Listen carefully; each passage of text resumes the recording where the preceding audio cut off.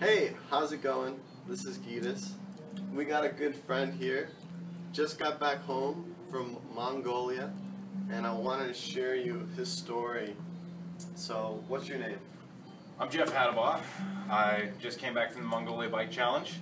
Came in 8th in my field, racing sportsman class. So, not the highest level of competition, but definitely an enjoyable experience nonetheless. Yeah. He's been talking about his stories the past 2 days, and I'm a little inspired by it because I just recently got into touring and just, days of riding. I think it's just awesome. Just fun questions, I guess, like what was the hardest challenge? What was the biggest adversity you went through? I think the first stage was the hardest. It was only, I want to say, about 90 miles of mountain biking. All the stages were mountain biking, but we crossed 5 mountain ranges. So even though it was only a little bit more than 2,000 meters vertical climbing, you would ride along the valley floor and then go straight up 20-25% grade for between 3 and 5 kilometers. And that whole stage took place above 6,000 feet. So yeah, coming from sea level and not having an opportunity to do any acclimation training or high altitude training, I really felt like I was in space that first day. Nice, man. That must have been a good feeling. Well, it's pretty low on oxygen. Oh yeah. You go in the red. It's real easy to get in the red, and once you're there, you can't come back.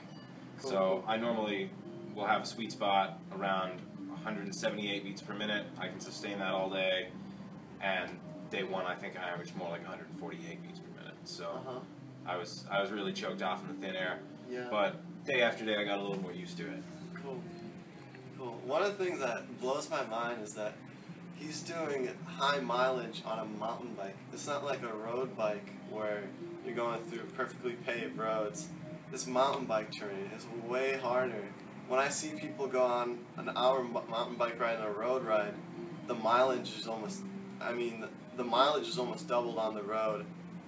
So 10 miles of riding mountain bike and 20 miles on the road, there's a big difference there. Absolutely. That's what blows my mind, yeah. What was the funnest part? What was the most enjoyable experience? For me, I went into it knowing the caliber of racer that would be competing for the GC, and so to me, I said, all right, well, I'm not going to win.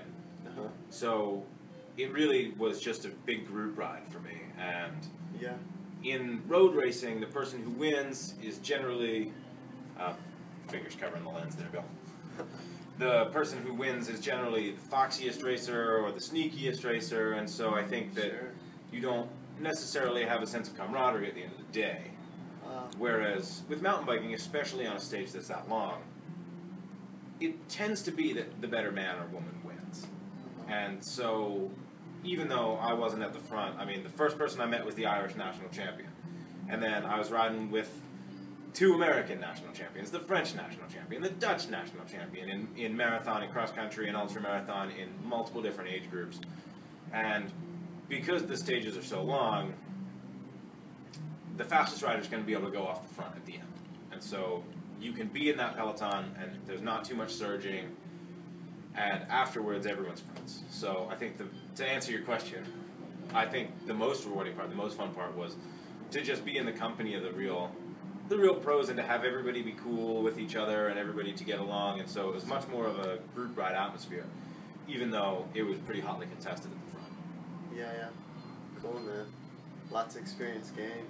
Yeah, it was Especially if you, I know that's one of the best ways. You want to get good at something, you ride with the Eagles, the best guys there is out there. So, where can we find you? Well, I work in Alaska. I live in England, and I train pretty much wherever I can. Yeah. But this all results in me having a pretty limited presence on the internet.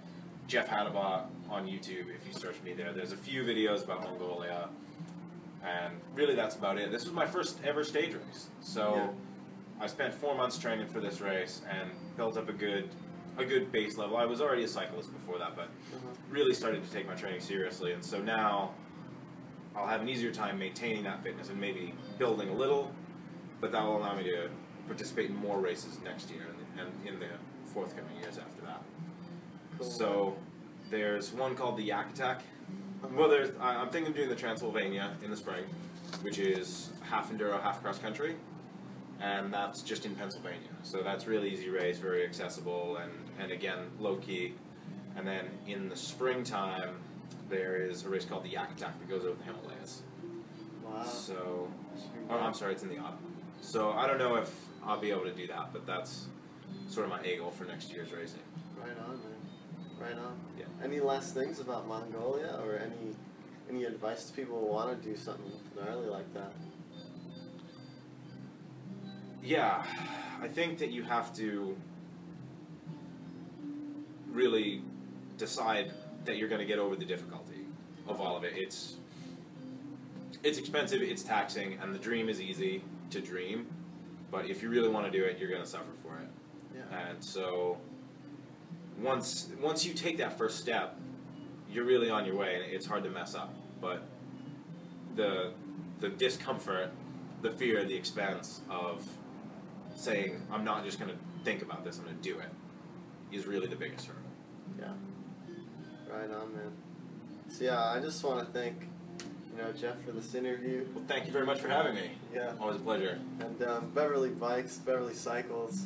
We've been working almost, all day and having fun, and I can't be more grateful for this community that's held here. And it's got me into cycling. It's got me meet some good people. So thanks for watching. Until the next time. Yeah. Peace.